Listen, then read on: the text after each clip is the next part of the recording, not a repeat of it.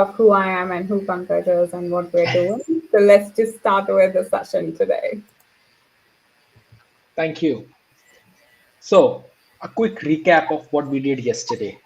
So, looking at the agenda items from yesterday, what we did was yesterday we understood how big a chunk of this exam is, which is approximately it comes out to be 16 to 17 questions, 26% out of that lot. So around 17-ish questions will be there. So it's the biggest one. What kind of expectation is there? We understood that with respect to nuances of data extension creation, imports, segmentations, and preference management, troubleshooting preference management. So these are the nuances that is expected out of you to know as a part of this one.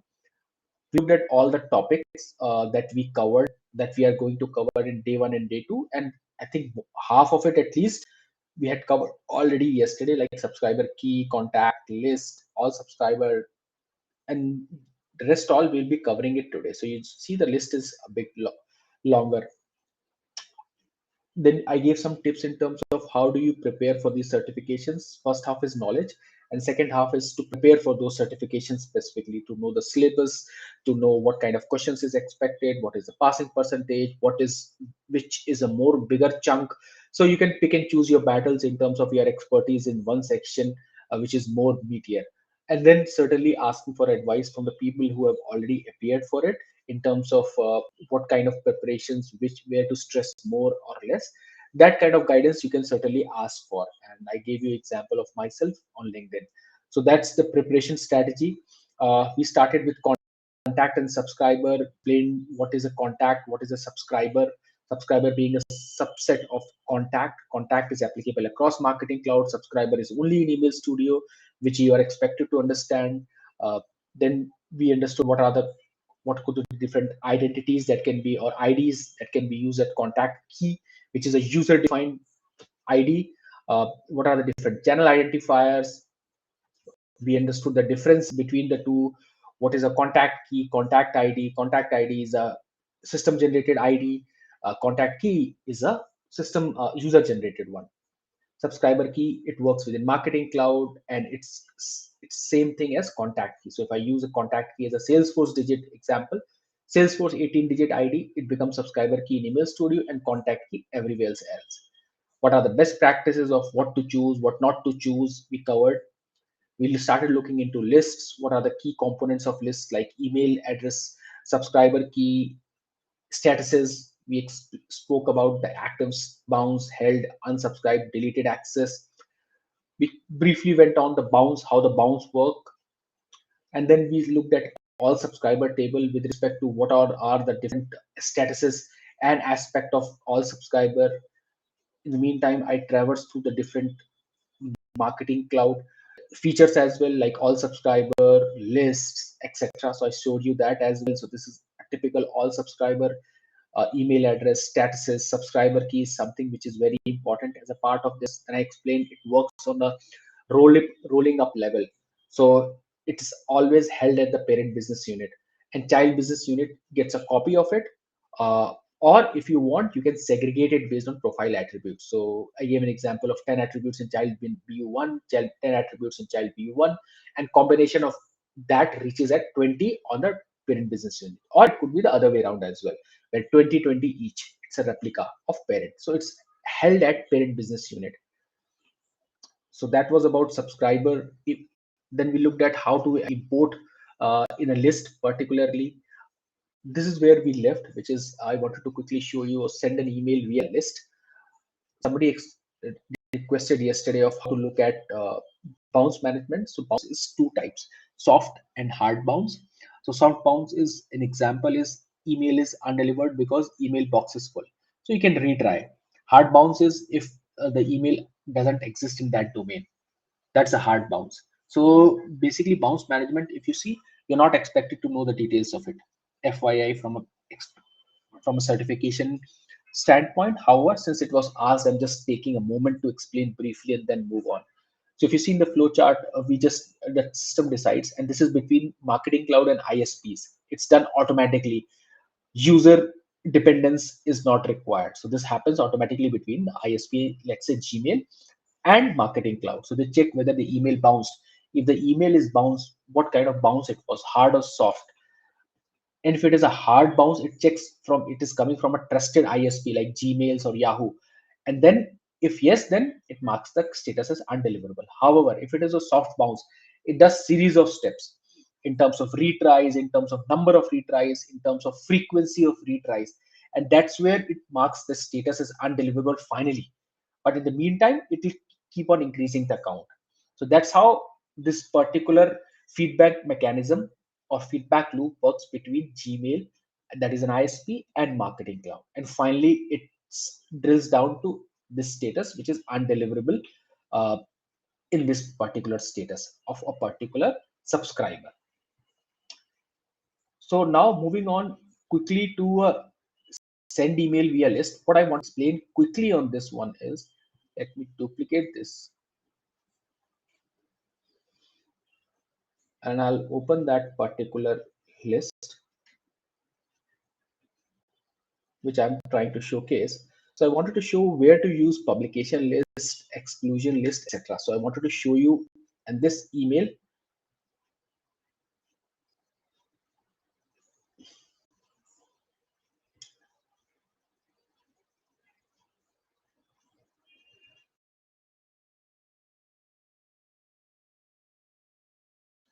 quickly, I wanted to understand in terms of 1 and 0. 1 stands for yes and 0 stands for no. Uh, I'm traversing through this email studio seamlessly. Are you able to follow this? I'm presuming yes. If not, can you tell me in 1 or 0? 1 stands for yes and 0 stands for no. You are able to follow even email studio that I'm traversing, because I'm doing it fast, assuming that you're aware of it. If there is a 0, I can certainly look at it. But till now, I've already got all once. So I'm presuming everybody's aware of how to traverse in studio. And if that is the case, it's all good. So let me open a particular content. Okay. So it's a content builder where I'm using an email. So I've got most of us have responded as yes.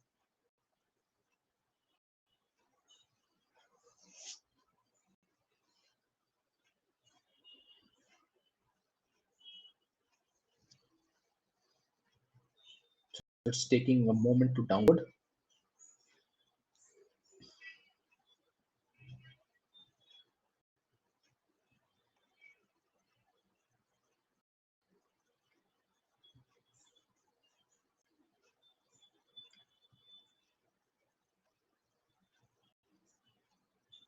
So Marketing Cloud does this to you.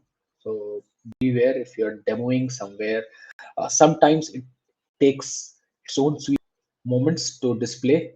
So you have to have some conversation sense going during that downtime. So it does happen. So this is the email.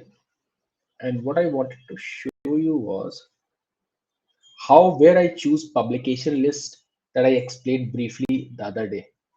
So I chose the audience, go to the next, and this is my list. So I'm choosing the folder structure and the demo list. Now over here, see, add to the targeted. So basically this is to which I'll be sending the email. Okay, and add to excluded or suppressed. I'll specifically talk about it in the next section, but excluded and suppressed means you don't want to send it. It's like a do not list send. And excluded is if you if there are, let's say, 10 in this and 10 in this, and there are two common. Okay, so you can exclude the two. You don't want to send the same email to those two lists. So he or she won't be receiving two emails. They'll only receive one email. So that's the exclusion. We'll talk about it in detail, but that's where I use. So if I add targeted over here, it directly goes, and I can pull it over here if I want. So that's how it works. So list is, data structure is rigid. You don't tell what kind of list it is. At the runtime, you tell the system which to use where, and then of course you send it across later on. So this I wanted to explain you about the targeted, which I've used over here, and then an excluded or suppressed, whichever the case may be. Okay, so that's about list, sending email via list. So now that concludes the list part. As I said, less dominance of list understanding in the certification, more from a data extension, which I'm going to start now. But you should be aware it's an old data model, uh, rigid, what kind of subscriber it holds. Remember, all subscriber is a list at the end of the day. Publication is a list.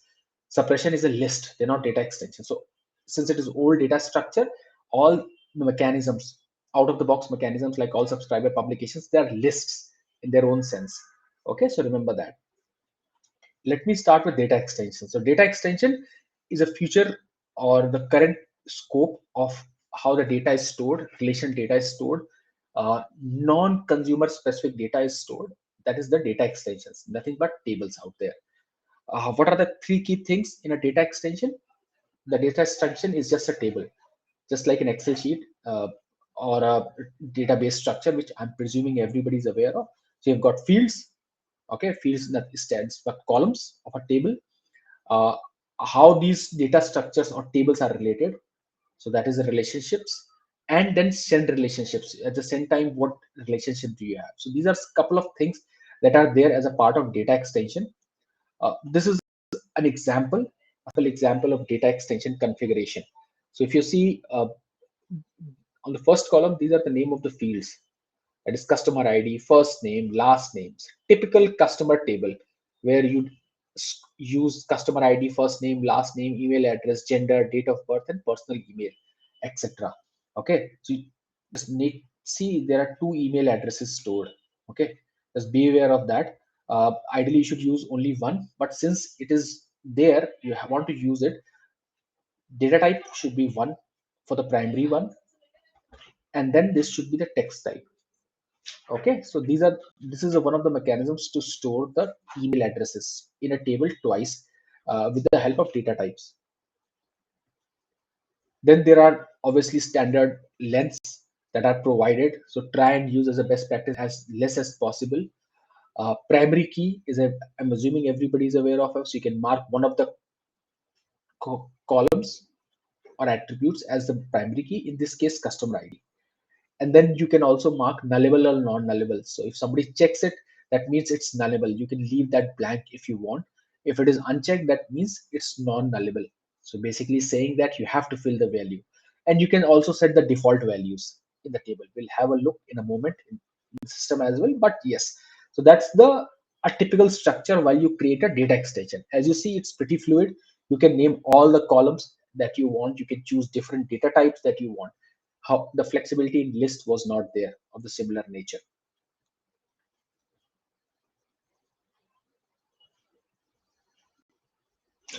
Quickly, data extension field types or data types. So you see, there were, I think there are eight, three, six, yes, eight in total data types that can be used to create any attribute in a data extension. So first is alphanumeric, that can include white spaces. Then you got numbers, that is integers, date, date is there. Then you've got boolean, 1 or 0, true or false, email, wherein it is verified against an at the rate character.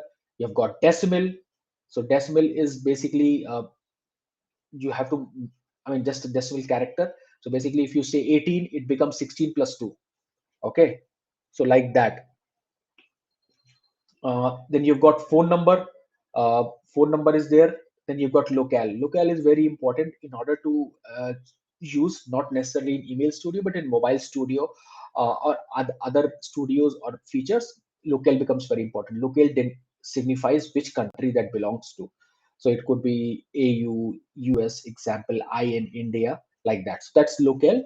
Not much used in email studio, but in mobile studio it is used. Okay, so let's look at, go into the system and look at creating data extensions. So now if you see, I have hovering around this subscriber button, and these are different things I have come across. For your understanding, this is list. All subscribers we spoke about list. Groups is nothing. If you filter a data extension, sorry, a list, it becomes a group. So that's where it is. It's a segmentation thing. You should be only aware of it, what it means, not necessarily details of it. As I said, list is less in scope. So if I filter it, let's say email opt-in is equal to true, it sits in the group. So that's the nomenclature. This is the data extension topic of the today and more important one for from a certification standpoint compared to lists. So I've created my own folder structure under data extensions, as you see, and I've created a couple of tables. So I'll show you how to create one. You click over here, create. Then there is an option of standard data extension. There are other two which we'll look later on, but standard data extension is there. So this is the easiest way of creating a data extension where you can define everything that you want. You've got filtered data extension. Filter is based on a certain data extension. You can create a filtered one based on a conditions. For example, gender is equal to female. You can create based on a source data extension, filter it based on that, and create a new data extension. The structure would be same in both the cases, and random is based on randomized way. So let me create on standard one. So these are the options, and you should be aware of these options. A lot of questions will come on this wizard, three-step wizard. What are the different type of mechanisms creation method? So you can create from new, which is basically start from zero, scratch, create from existing. So if you have already a data structure which is already predefined, just point it to that, it will copy all that. So in this case, for example, I'll point it to my folder, and then I'll point it to customer. Okay, so it will pick all the data points from that, and then you can of course edit it. But let's cancel it and create a new one for the demo purposes. So create from new, and then third one is create from template. So create from template, these are the pre-created templates by Marketing Cloud already there. You just need to choose them. Send log is a very important one, which is used as a part of creating that. So if I select this, it already creates a structure. I'll quickly show you that structure. See, these are the 6 fields that it already pre-creates as a part of that template. Okay, and then you can add more to it. Okay, so I'm just going back. So this is the example of create from template. So I'll start from create from new. Okay, so let me write sample demo customer table. Okay, customer table. External key, leave it for blank. You can write description. Now location field is there. You will put that location. Since I've started creating from that, it's pre-selected. Now this thing is very important. Is sendable, is testable. What is sendable? Is sendable if you check this box, important one, you might get questions on it. You might get questions on this. So keep in mind. Is sendable, if you check it, then it will be available for testing. So while sending the email, before sending the email, you need to test the email as well on a particular set of subscriber or test subscribers, let's say within the team, amongst us only, before sending out to millions of contacts or subscribers. So I select this as sendable. Is testable, sorry, the other way around, my bad. That whatever I was explaining was about testable.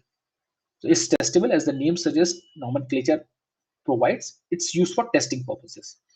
And is sendable, if I click this, that means this data extension is ready to be sent across. With the help of an email, you can send this data extension. So for a customer table, this is sendable. But in which scenarios it will be, you can uncheck this if you are storing, let's say, orders of a customer. Let's say product details of the order purchase. If you're creating that kind of relationship, you need not to select is sendable, because you won't be sending it to that data extension. You will be only sending it to the primary one, which is customers, right? You are sending emails to the customer. From customer, it is related to the orders, it's that. So you're not necessarily sending to that data extension. Okay, this also helps in the contact volume as well. As I told you yesterday, commercially, the bill is by Salesforce is charged to the customer, also is based on the number of contacts that you store. So if you remove this, it won't be coming under that preview. Okay, so next, moving on. So for this argument or demo, I'll select it checkbox. Now data retention. So data retention, this is also again things that might come in your question. This is the data retention, when you should delete this data extension, so that as a good practice you keep on deleting the old data, is the thought process. So always switch it on for testing purpose. So always do that. If you're doing and playing around for a testing, always use this option, all records and data extension. After, I always use it after 6 days. So whatever data extension that I have created over here, it will get deleted after 6 days. So that's a mechanism I use. So let's say, for example, I've created customers, these ones, it will get deleted, auto deleted after 6 days as a part of data retention. So I always use that. So what are the options? You can say delete individual records, all records and data extensions. So it will delete all the records. Let's say there are 100 records, it will delete 100 records as well as data extension. And then it will say all records. So basically only it will delete 100 records, not the data extension. And you can specify the period, and then you can reset on input. So it's very important that as a best practice, you always switch on these data retention policies. And these are the different configurations. I generally use, from a testing standpoint, I use all records and data extensions after 6 days. You can choose days, week, months, years, etc. Now let's move on to the next one. This is the fields section where you can create different type of field structure. So customer ID, I select the data type, it's text, length is 50. This is my primary key, so it becomes nullable, non-nullable, sorry. And if there is a default value, if I want to choose, then name will be text only. Let me put it 100. It's not a primary key, it cannot be nullable, and default value can be customer. In case the name is not there, I can choose the default value as customer. Then mobile would be your number. Okay, nullable, it can be nullable. So basically, not necessarily, it will not be blank. Email id would be email address data type. Okay, and I'll be not choosing it. It cannot be nullable, there has to be a value. Then you have got, let's say, email consent, which is saying that you want to receive email. This can be sufficed by boolean. I'm using different data types, see, text, number, email, boolean, and I can choose a default value false. Email consent. Okay, let's say if I choose gender, I can, before gender, let me choose date of birth, dob is date. Okay, based on that, this could be also nullable. Okay, email consent has to be there. Then we have got, let's say, gender. Okay, gender, text, country, typical fields that will be existing. Okay, it could be nullable, this also could be nullable. Now important thing is, it says what is the subscriber key over here, which field is showcasing the subscriber key. In our case, it's customer ID. Remember, we're not using email address. The reason being, as I said, it's a best practice, we don't use email address because a family can have multiple people in a family can have one single email address. That's not advisable one. And always choose different IDs like Salesforce IDs, external system IDs, geo IDs as a contact key, which is subscriber key over here. So customer ID is the ID. So I choose that and I click on create. So that's how you create a data extension. So now the data extension for you has been created. This is the data extension which I have created.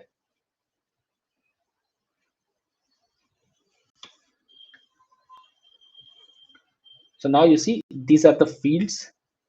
Okay, in that data extension that we created, data types, etc. You can edit it also if you want after creating it as well. If you click on this tab, so first tab was properties, I explained. Second is record, where you can import and export this data, or you can clear that data. So all those import and export can be done. So the similar structure, it's much more easier, flexible, and you can create customer data as well as non-related customer data in data extension. So if you remember this slide deck, in the first few slides,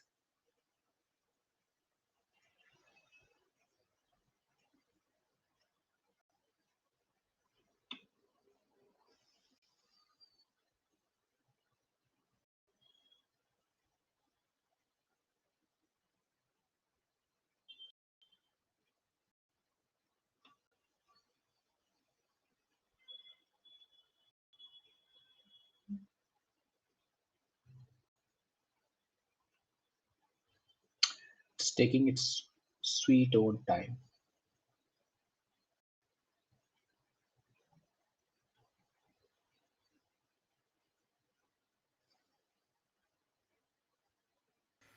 Okay, In the meantime, when we're waiting for it to open, we have two questions. Maybe we can address those. sure. So let me see that. In the Q&A box on the bottom right. Yes. Mhm. Sure.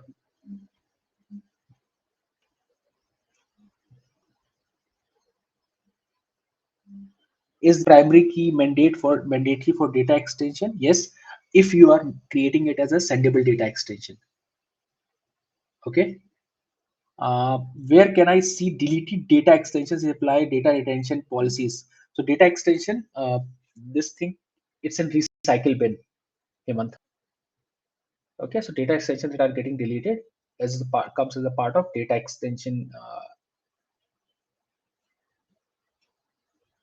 Let me open that for you. So click on data extension. Recycle bin is there. See, recycle bin. By the way, this is for 30 days only, and this is a very recent addition. Before that, I think 2 3 releases back it was not there. I think it's a very recent addition where you can see the deleted data. Earlier you had to raise a support ticket in order to gather that data. Okay, so I was referring to this slide. Fine. It's taking its own time, let it be. We'll move on. Just wanted to show you that what all types of data you can store. So if you remember, in one of the slides, initial slides, there were two types of data. One was like, for example, behavioral data, preferences data. So one category of data which is not directly sendable, that was specifically stored in data extensions, not in list. So if you remember that, so that is what I wanted to point out, difference between list and data extensions. Important difference might be asked in this certification, wherein what kind of data can be stored in list and what kind can be stored in data extensions. That is something important. Uh, so if I take an example of customers, orders that they have placed and the products, in that context, customer can be stored as data extension, orders can be stored as data extension, as well as products. First, customer would only be a sendable one. Products, orders and products will be non-sendable ones. In list, you can only store about the customer ones. So it's rigid in terms of its policies. So that's the advantage, and advantage that you should be aware of in terms of the certification. Do you want me to pull up the slides because I can access it? Finally, it has worked after Okay, perfect, some perfect. of it embarrassment. Okay, so on the left hand side, you see this slide I meant. So demographic channel identifiers preferences is something that I can store in both, but behavioral data, transactional data, right? These all can be stored only in data extensions. Okay, so that's the difference I was trying to uh, point to. Now, let me see what is the next topic that we wanted to cover.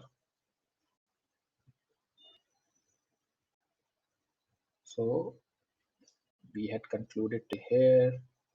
So this was about sendable and testable. So is sendable, is testable. It maps to subscriber has only one email address field. So that's the advantages. Couple of other advantages. Uh, Data extensions can be used with journey builder, not list. Uh, you can use create at somebody asked attribute group.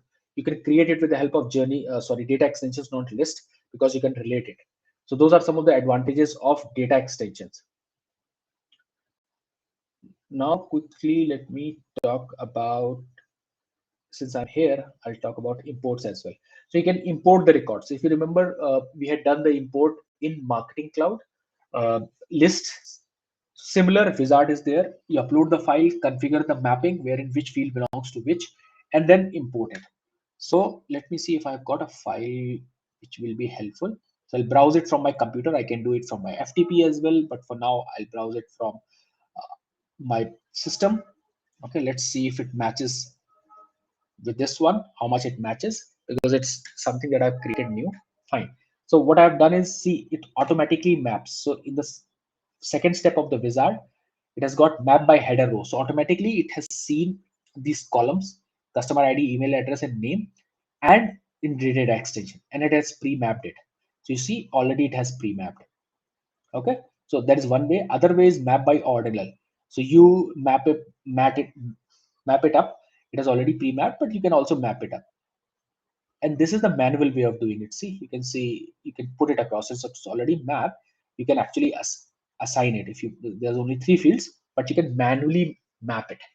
Okay, so like that. So these are the 3 ways in the second step of wizard, where you can map the source file with the data extension columns. And then I'll move into the next one. And then some configurations, notification email address.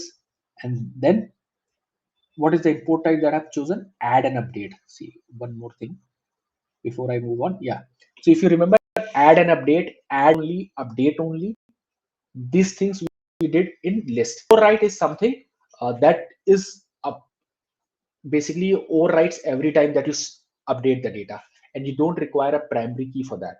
Otherwise, for everything else, all the 3 options, you require a primary key in the table against which you will add an update, add only update.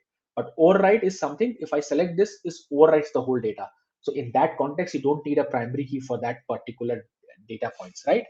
So if I choose this one and click on import, so after some time, the data will be imported from that source file into this. So this is about data import, one aspect. Let's move on to the next one. Okay, so now this is also a very important slide that I wanted to explain you. Very important, the context of logically how things are done in marketing cloud, and it will get you some questions. So if you see on the right hand side, these are list A, B, and C. Okay, so in this subscriber, these are different type of subscriber list which we saw yesterday. Okay, now this is directly mapped to all subscriber. So because the structure is same, as I told you, it's rigid. The structure is same for all of them. Remember, subscriber key, then you've got status. There was one more value, and then there are a bunch of other profile and attributes. This is pretty similar to that. So if you send an email and you put it across as list A, you're sending it to list A. Okay, and then if somebody unsubscribes, okay, then what will happen is he or she will unsubscribe over here. So that's how the all subscriber and this list happens, which is, as I said, you send it across to list A, list B, list C, and then list level unsubscribes happen. So that's the easy part, and as I said, less required part for you. On the left hand side, if you see on the left hand side, which is more complex and something that is more useful for your understanding. So on the left hand side, if you see, we have got dotted lines and direct lines as well. So we have got publication lists. Okay, so what are publication lists? I'll just cover it in a moment, but certainly it's just like a list, okay, against which you send emails from a data extension. Okay, so let me do one thing. Let me quickly cover a publication list, and then we'll come to this slide deck. So what are publication lists? Publication lists are basically allow subscriber to opt out of send to a data extension. So it helps in opting out from a particular publication list, not all subscriber. Okay, so basically it's used to counter the all subscribe mechanism.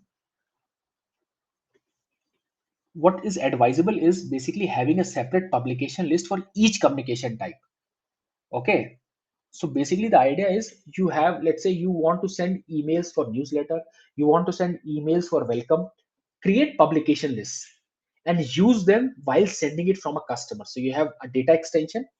Okay, now coming back, if you have newsletters, weekly vouchers, welcome kit, you have 100 subscribers to whom you are sending.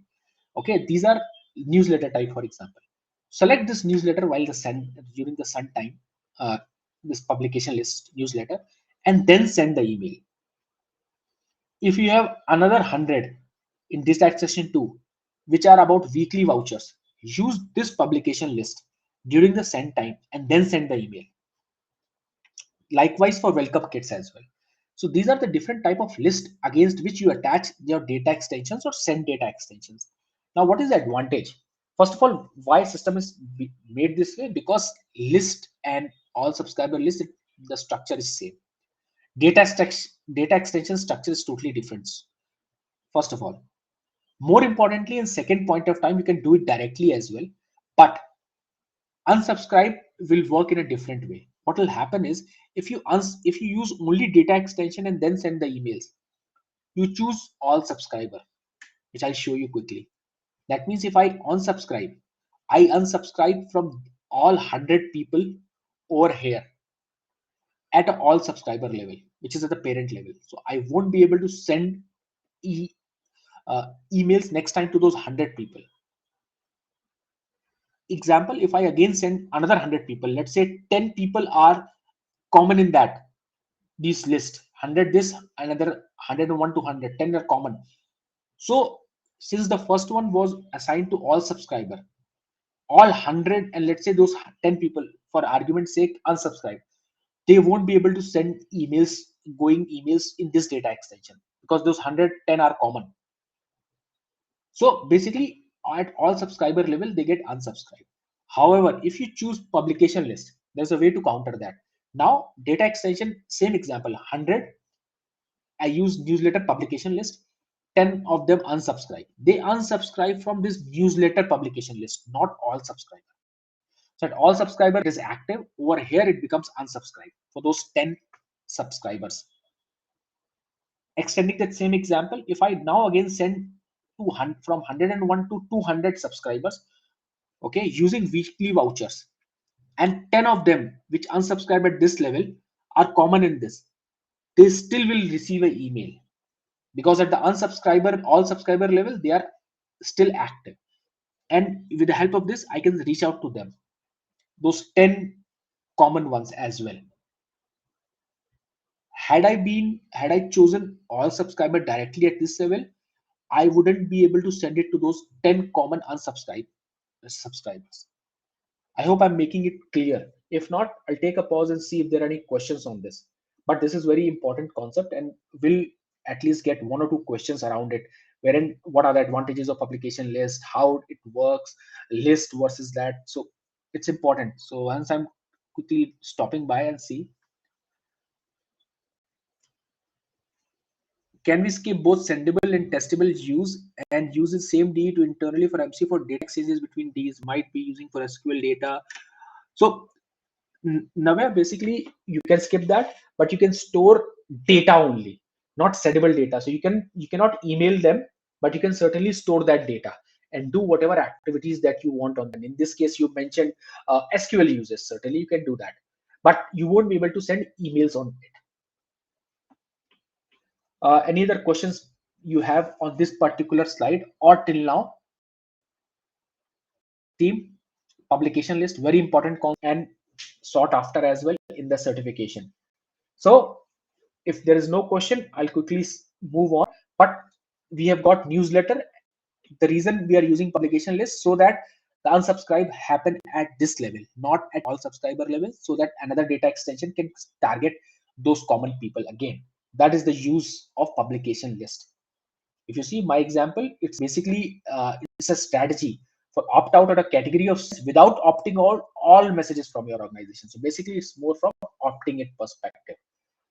Okay, I'm not going to in details of how publication list works. I've shared the deck. You can have a look at that because it's already 11:40, 40 minutes into the session.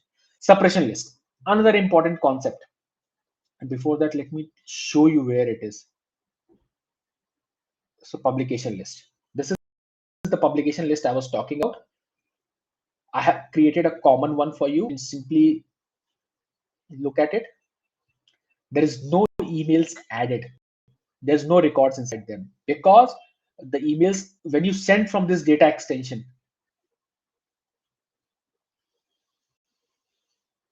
data extension 100 people, then gets added into that publication list. So you cannot add manually the records. It get automatically attached once you use that publication list while sending. So that's the reason there is none over here. That's the publication list, helping you to opt out on an individual publication list level rather than on the top all subscriber list. Then next comes the suppression list. Suppression list is just like the same. It's a list like publication list from a technical standpoint, but it consists of the records which to whom you don't want to send emails. So it's like suppression, suppress them as the nomenclature suggests. So do not send. That's the suppression list for you. Again, these are very important concept: publication, suppression, and exclusion, which is the third I'll talk about. Suppression list is examples of it's like do not contact. So for example, if somebody has cancelled competitors, unsubscribes from your external systems, history of spam complaints, you can put them across in a suppression list, and at the send time use that as a suppression list. And so that for example, if you're sending it out to 100 people from a data extension and you use suppression list of, let's say, 10, and 5 of them are in common in that data extension, 5 of them won't get the emails. So it's your do not contact list, suppression list. Okay, so that's suppression as the name suggests. Third important concept is exclusion list. What is exclusion list? So exclusion list is a normal list. However, if you take example in this case, data extension 1 and 2. So if you're sending it for data extension 1, let's say 100 subscribers are there. You're sending data extension 2 now. Again, it has got another 100. And there could be chances where 10 of them are common between data extension 1 and 2. Now what do? You put data, if you have sent data extension 1, all good. Now when you're planning to send data extension 2, put data extension 1 in the exclusion list. So those 10 common people who have already received a letter for newsletter won't come in this part, assuming you're using the same publication. You're choosing the same publication list, not a different one. For a different one, certainly you do want all 100 people to receive it. But if there is a common one and you're sending the same newsletter, then use data extension 1 as exclusion list. So those 10 people in common people in data extension 2 won't receive the emails, only 90 will receive. So basically it makes sure that certain set of people are excluded because you don't want to send two emails, same emails to a subscriber. That's the use of exclusion list. Okay, so example is also there, which I've explained. Okay, and you send it, select it at the time of send, which I'll have a look now. So I hope everybody is understanding the concept: publication list, suppression list, and then we have got exclusion list. We will be getting a lot of question on these concepts, so be aware of when to use what. Okay, from that perspective, not expected to sit and look into the system, but certainly when to use what. So again, publication list, suppression list, it's a list name that we create over here. Okay, so that's about this. Now let me go to the content part and see where it is used, how these are used. It's used in a similar way that I showcased for the list. At the runtime, you have to select it. Okay, but third part is exclusion list, which I'll show you. Okay, so this is a concept for publication, suppression, exclusion. So I'm going to my email and I'm selecting that email to be sent.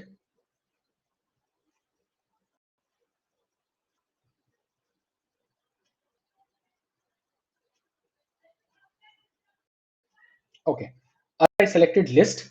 This time I'm selecting data extensions. I go to my data extension and I select the one that I have just created, although there are records. Okay, so sample demo customer table. Okay, so now if you see over here, again we have got add to targeted, add to excluded, or suppressed. So you can use that to this one. Okay, add targeted. Now this is the publication list selection page. Remember this slide? You select this one. This is the stage where you select that. So now over here, if I select all subscriber, not a good practice. If I opt out, it will opt out from all the business units, which I don't want. I'll select a particular publication list. In my case, I had created this email specialist demo. I'll select this. Okay, and then what I'll do is I will all the unsubscribe that will happen. First of all the records from that data extension will get inserted over here, and unsubscribe will happen at this publication list level, not at all subscriber list. Okay, so let me do that again. You can drag and drop as well. Select this list. You can deduplicate subscriber as well if you want. Now I'll add this. Okay, so over here, excluded and suppressed. So this will be excluded and suppressed that I explained about exclusion and suppression concept, and then you can move on to the next one. Send immediately, send schedule, uh, and then you can test it if you want. Sorry, send it if you want at a particular immediate time or at in the future. So now that is about sending and publication, execution, and suppression, exclusion and suppression list. Let me go back to my reference slides and see.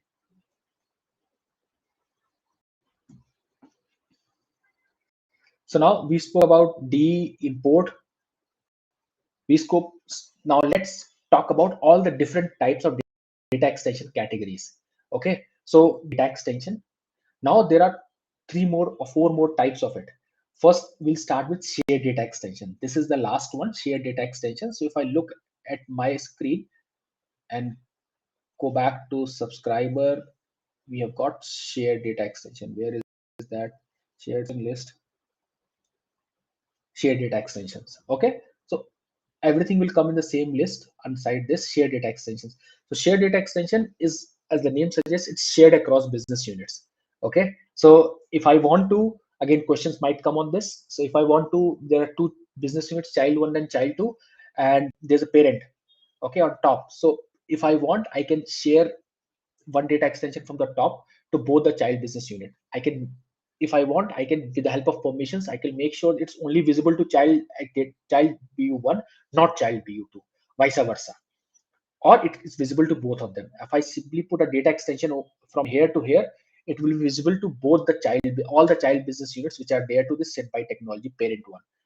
I can restrict it to be visible in one business unit, child business unit, and not in other child business unit with the help of permissions. So that's the shared data extension model, where you share the data across business units. That's about shared one.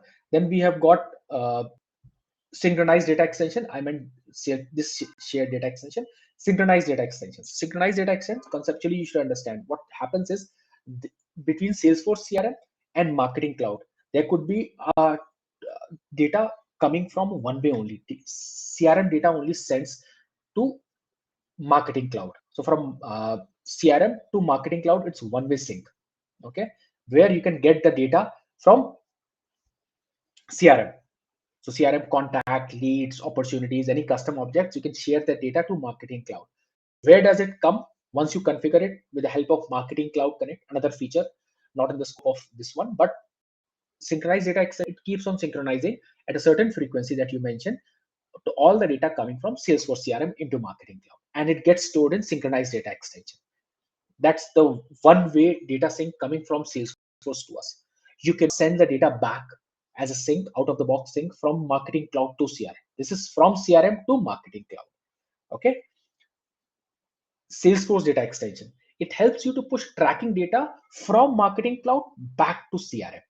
Right? Synchronized data extensions, we saw data coming from CRM to Marketing Cloud. Salesforce data extension does the other way around. So it basically sends the data, tracking data like opens, clicks, etc., from Marketing Cloud back to CRM. So it's and stored in Salesforce data extension. So this is also, it's useful. You need to know what it means, what is the use of it. That's it, which I'm explaining in good enough terms. So you need to be aware of this only. And again, since these data, my org is not connected to Salesforce CRM via MC Connect, we are not I'm not able to show you synchronized data extension as well as Salesforce data extension. Okay. Otherwise, it automatically populates if it is connected via Marketing Cloud Connect. So these are the different type of categories of data extension that you should be aware. Shared data extension important, Salesforce data extension, and synchronized data extension. Okay. Let's quickly data relationship. You remember the data relationship. If you remember a slide or a concept I spoke about, customer orders and their products. Remember? Uh, so let me quickly show you that visually. Okay, because this is important.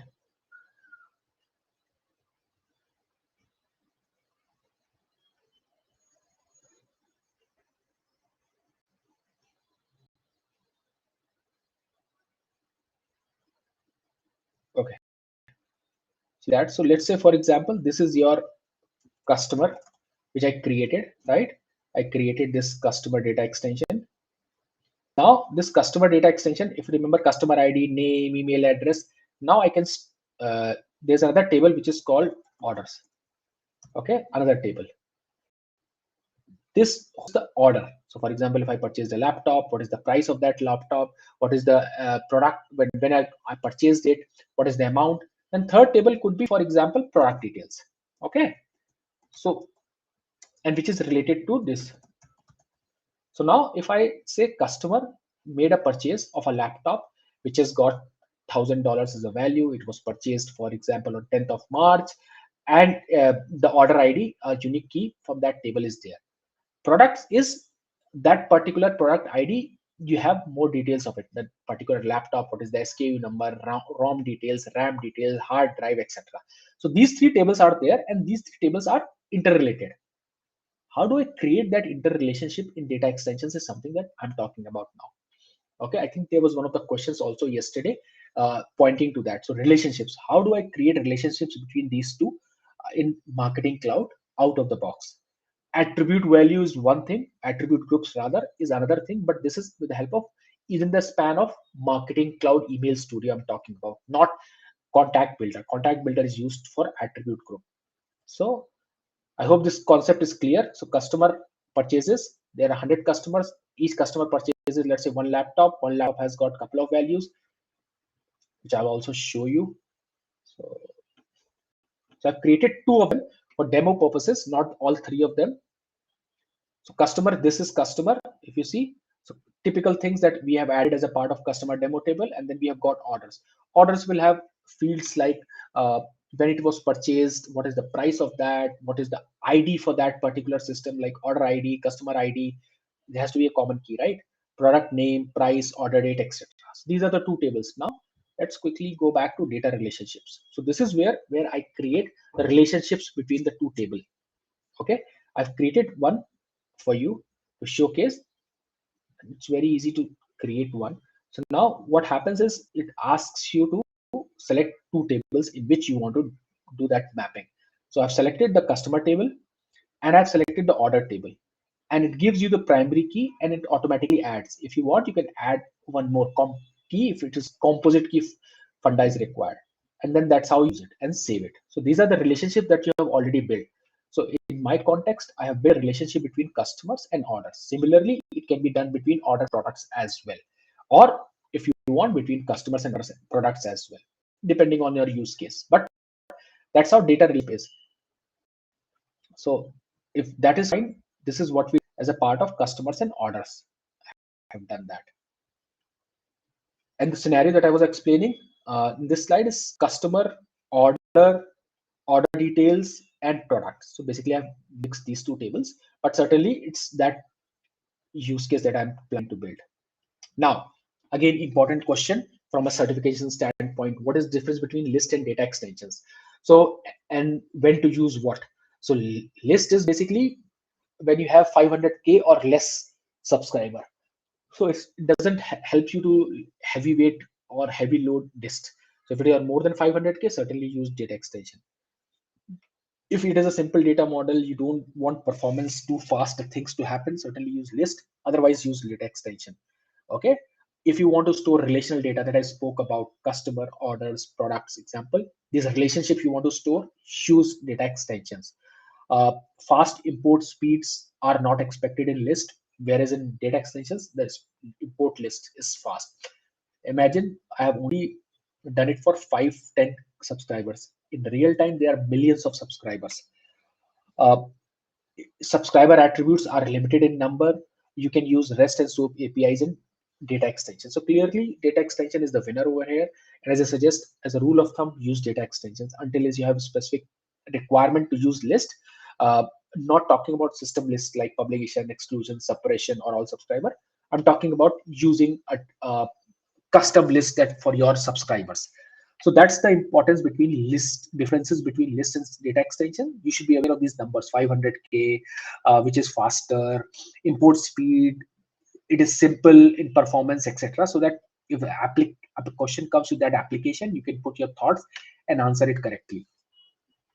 Okay, then we have got uh, segments, measures, relationships, and filters. Okay, so quickly, segmentation, measures, relationships. So segment a data.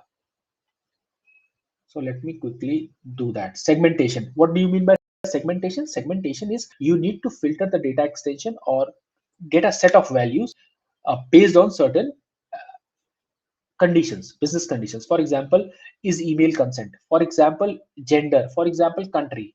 All the subscriber based in country USA. Example. So that's a segmentation criteria that you need to do. Okay, how you can do it is one form is measures. Okay, so data filters, and what was the third option? Relationships. Relationships we have already seen. Okay, relationships we saw. Measures are basically uh, uh, you can use these measures to out of the box measures are there to create more segmentation based on analytics. Or so for example, total unsubscribes, total unique open in last 30 days. You can use that as a part of uh, creating filters or segmentation. So one segmentation is, for example, country is equal to USA. Second criteria could be total unique opens in last 30 days. So customer who resides in USA as well as his total unique opens in last 30 days like that is greater than, let's say, 10%. 10. That combination you can use with the help of measures. And these are some of the out of the box measures. Only depending on the analytics, you can create new ones as well. So what kind of should be bounds? You can select type of different metrics, bounds, cents, example, and then you can put the criteria. So that's the measure part of it. Now, how do I use it? Okay, so let's go back to my uh, data extensions.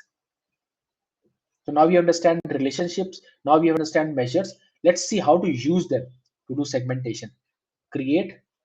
Now I select filter data extension. We had created standard one. Let's choose filter data extension.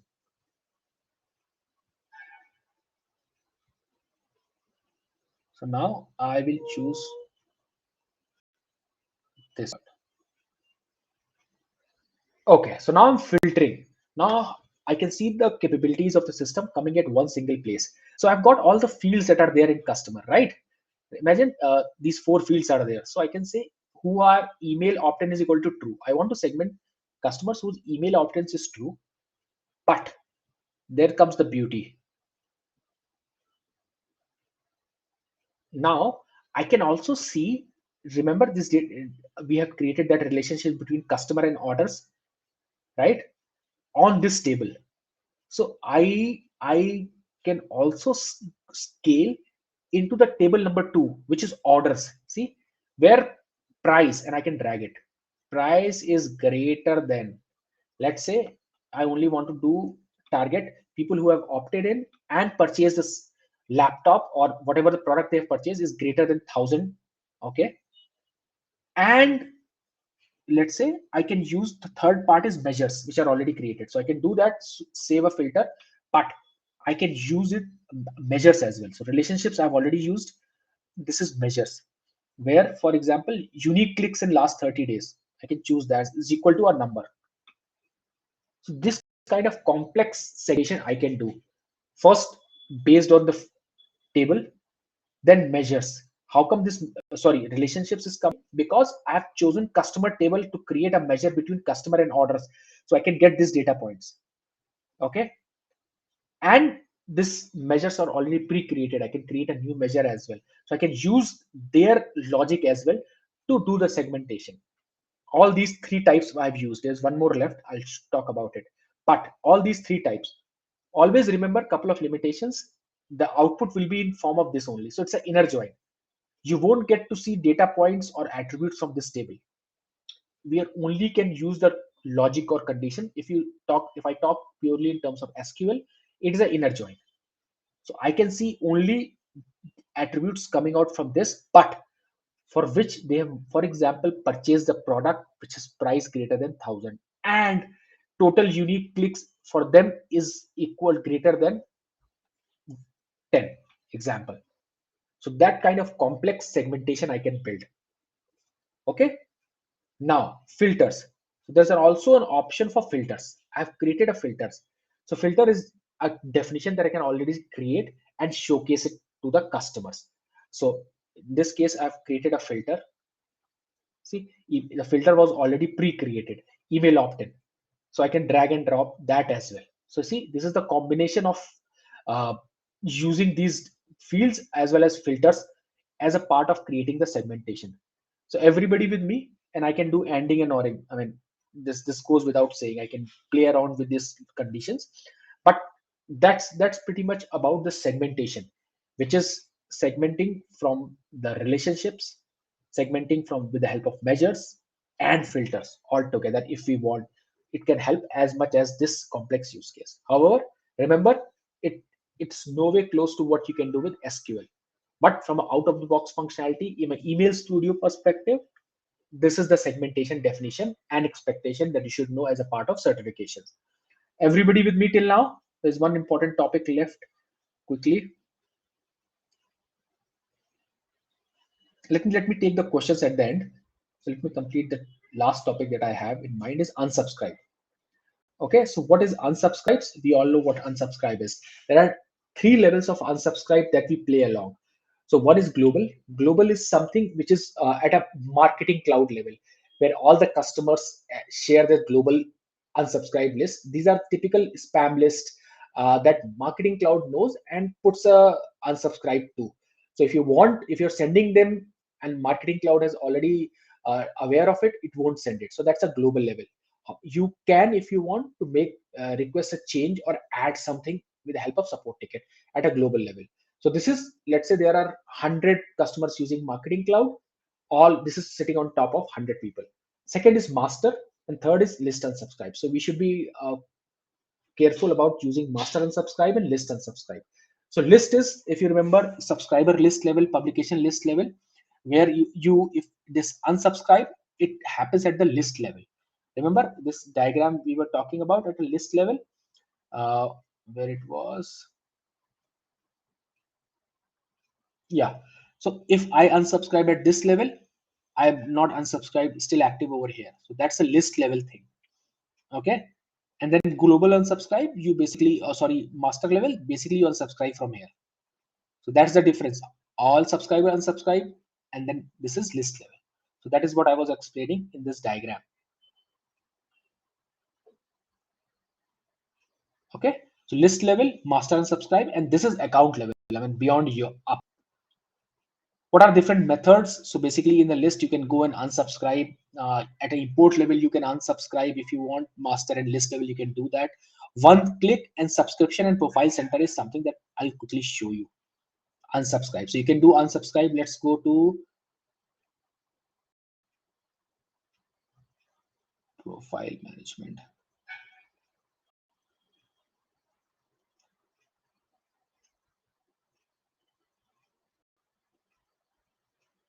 Or rather, I have specific pages dedicated to it. So let's look at that. So if you this is one click unsubscribe page, which is used by out of the box. If somebody is using out of the box marketing unsubscribe facilities, preference center and subscription center, they'll get this page. So if you see unsubscribe from all, this is the master level. You can also choose it at a preference center level.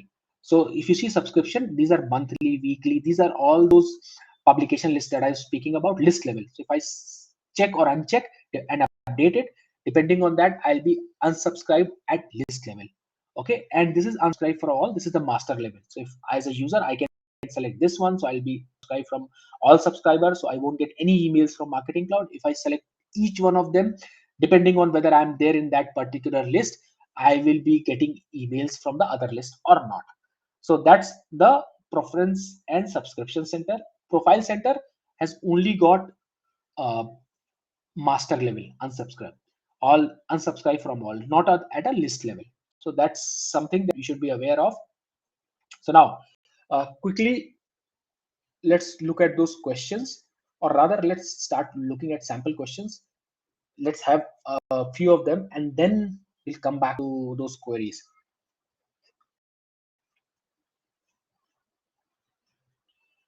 Okay, we had a look at these questions, but let's look at deeply now. So Northern Trailer Outfit NTO data model consists of multiple tables, including tables with sendable data extensions and tables that relate to subscribers, like purchases. Basically, sendable data extension, non-sendable data extensions. That's what the use case is. The related tables do not contain sendable, right? Like the example I gave, customer and orders. Orders is non-sendable.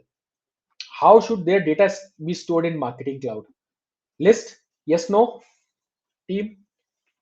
Piyush, is there a way that I can let people talk now? Because we have got some sample questions. Um, I can do that. Give me a second. Mhm. And team, in the meantime, Adding everyone as a presenter, please don't misuse this. team, really, thanks, Pisha. Request, don't misuse this. Don't post or make any noise. If there is a background noise, please go on mute.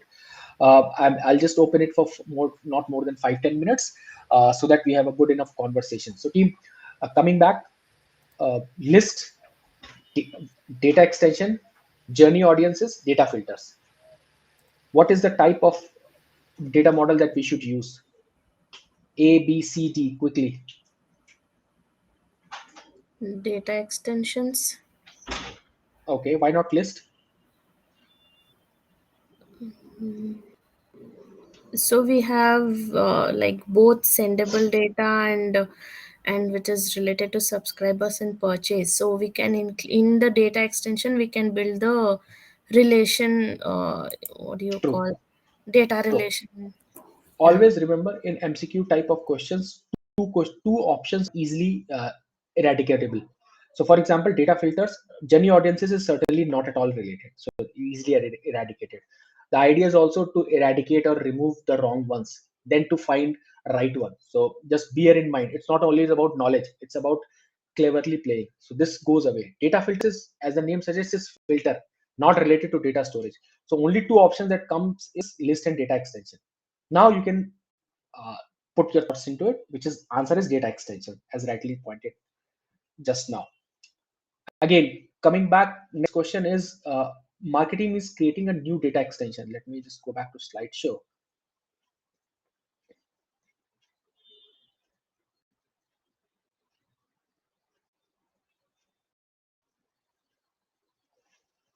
Marketer is updating. Let me see the previous one.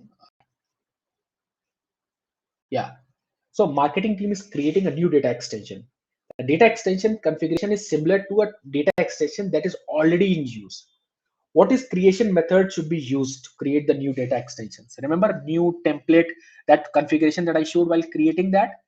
So create from a filtered data extension, create from a template, create from existing, create from new. Which should be the answer? Create from existing. Correct. Yeah. Okay. Moving on, a marketer is updating a data extension by manually importing the file. The marketer wants to ensure that only new records are added to the data extension during the import process. In which two ways the data extension import should be configuration? So this is regarding that drop down that I showed, add and update, overwrite, that option. So this is related to that. So what should be the answer? So there are two options. Remember, select an update type of overwrite, ensure data extension has primary keys, select the update type, add only, add an update. What should be the answer? Quickly, team. Option D. Option Two C. options are there. Two options. You have to choose two options. Option C and D. Online is option C. Option C, and what else? What is the other option? B or Option C? D. D. How about option B? Anyone? Option A? Anyone? So overwriting would actually overwrite the existing data and update whatever Correct. is So there in that's the a master data. odd A man. and D. So A is an odd man. A cannot be the answer because it's an update. So it's like least similar amongst the four. Okay, now A gets eradicated. Look at from that perspective of removal. rather than only looking at from that perspective. Ensure data extension as a primary key, add only. I think C, everybody is aligned that C should be an answer, right? Because it's Yeah. only add. Right. The question is between B and D.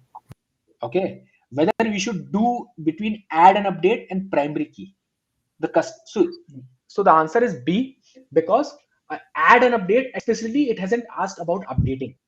So we are getting away from that. Primary key is required in order to add an update. So the data extension has to have a primary key. So that's the reason B and C should be the answer.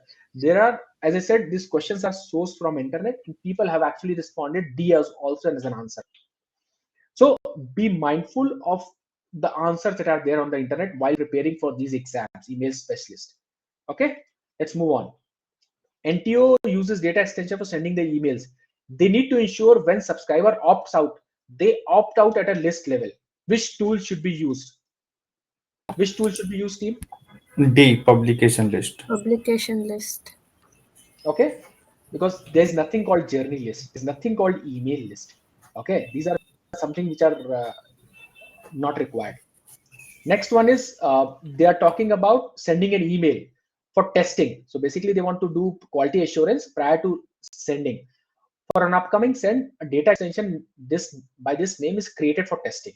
When NTO searches the data extension in the test data extension tab, they cannot locate that data extension. Which two attributes of the D should be enabled for them to use is as a test data extension? It's testable and Which one? sendable. So testable is, everybody agrees, A is the first answer. There are two options. Choose two. I think option D, primary key, has to be selected. True. Yeah. Default values B, everybody agrees, is not an answer, right? The only fight is between this one, D and C and D. Yeah. Always pick your battles. There would be always two options out of four which are very close, and you will be confused about it. That's how psychology is while creating these questions. Okay, so always remember that one is very easily removable out of four. The fight is between two of them out of four. So always pick your battles. A small company with limited resources has started choosing Marketing Cloud. They have a single master data extension for all their subscribers. When a subscriber opts out to receive communications, they will receive a monthly newsletter, weekly promotions, and a birthday email. Okay, when as soon as they opt in, they'll get these three types of promotion. What is the optimal way to manage unsubscribe by communication type? Creating a suppression list. What else? C. Create a publication list for each communication type. Yes. So if they say unsubscribe, now how to manage unsubscribe? The keyword is how to manage unsubscribe. Publication list should be your first option. Where is publication list? Select this one. And this has got only one, choose one option. So remember that it's only C. Okay. Think from that perspective. It is choose one or choose two. Choose one becomes much simpler. Then NTO has master customer shared data extension. This is shared data extension.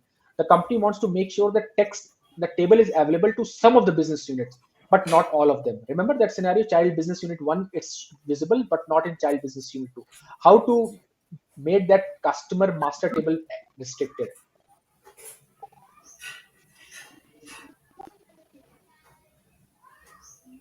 Team, which one? Share data Should extension D. permission. Data extension permission. Data extension shared. Yeah. Now, this is about the exclusion scenario. Platinum member consists of 50K subscriber. Lifetime member consists of 20K. 7,000 subscriber is common. So between the two tables. If the email is deployed, but the marketing team would like to send the emails to lifetime. So for data extension 1, the email is sent from now. If they're doing it from data extension 2, which is a feature that should be used in order to make sure that people don't get two emails? These are the options. Exclusion list, option A. Yeah, so there is also a misnomer, exclusion script. Remember that. So don't get confused. Yeah, there's domain exclusion list, suppression list. So these are the two. These are the odd men out. So you need to make a choice between exclusion and suppression, and exclusion is the answer. I think this is the last one. Marketer needs to create an attribute named gender that has drop-down menu with appropriate values in the profile center. How can this be accomplished?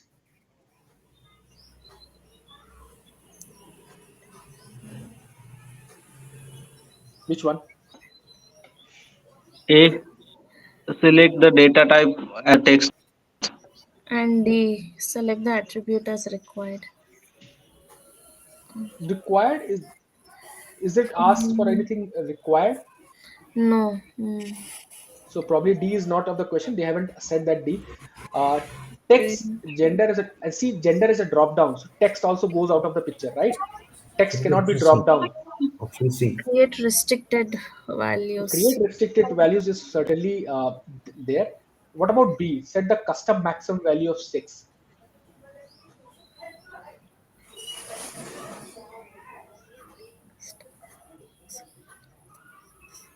So the question is between the A. This is certainly not the case. What about set the custom maximum length of 6, or select the attribute as required? See, there's nothing mentioned as required, right? That it's mandatory. Set the custom maximum length is closest. The reason being it's gender. So it will be male, female, not mentioned or something. So from that perspective, this looks closest. So you have to pick your battles, as I said. See, it could be required as well, but no, there's nothing mentioned in the question about being mandatory. So this is, but this one is more closer. Hence, B and C are the possible answers for these questions. We can also select data type as Boolean and allow them to select between M and F. True. So that is the best way, but that option is not there. That is the Not best there. way. Male, female, others. Agree. But Makes sense. restricted is the correct one. Other one, this is the closest one. Okay. So this is a confusing between B and D. So pick your battles, as I said. Okay. Let me quickly go back and see what are the questions that are there in Q&A.